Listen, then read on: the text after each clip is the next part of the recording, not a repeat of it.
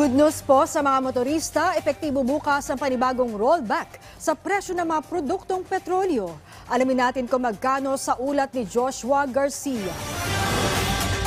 Good news sa mga motorista bukas dahil may nakaambang panibagong rollback na naman sa presyo ng mga produktong petrolyo.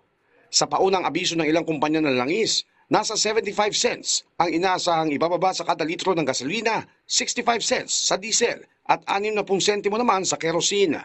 Magkakahalo man ang reaksyon dito ng mga motorista, karamihan naman sa kanila ay natuwa nang marinig ang balita. Hindi man ganong kalaki ang ibababa, ang mahalaga daw ay hindi ito tumataas. Hindi mas maganda. Malaking tulong yan sa economy natin. At saka sa aming mga motorista, siyempre. Malaking bagay yun.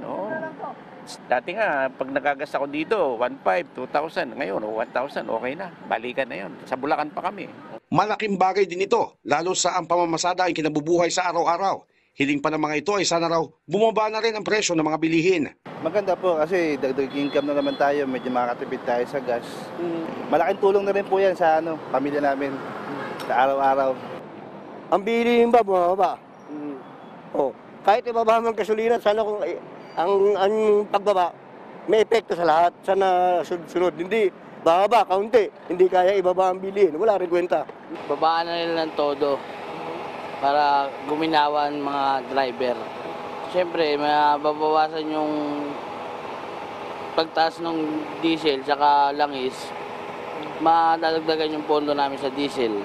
Paliwanag naman ng Department of Energy, maliban sa pagpupulong ng Organization of the Petroleum Exporting Countries o OPEC, nagaganapin sa November 26 na maaaring magbigay ng posibilidad sa panibagong adjustment sa presyo ng langis, wala silang nakikitang dahilan para magtaas ito sa mga susunod pang panahon. Kasi ang suspetso natin itong trend kung hindi man ito bababa, at least hindi tataas. Pero kung mag-meeting sila November 26 at sabihin nila production cut na naman kami, posible hong magtaas. Tuloy-tuloy lang ho yan na epekto habang hindi ho nagpo-pronounce yung OPEC na naman ng panibagong production cut.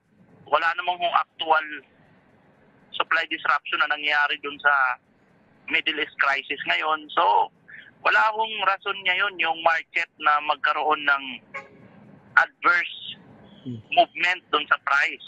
Samantala sa datos ng ahensya, ito na ay 3 linggo ng rollback sa gasolina, habang 4 na magkakasunod na linggo naman na rollback para sa diesel at kerosene. Joshua Garcia, para sa Bayan.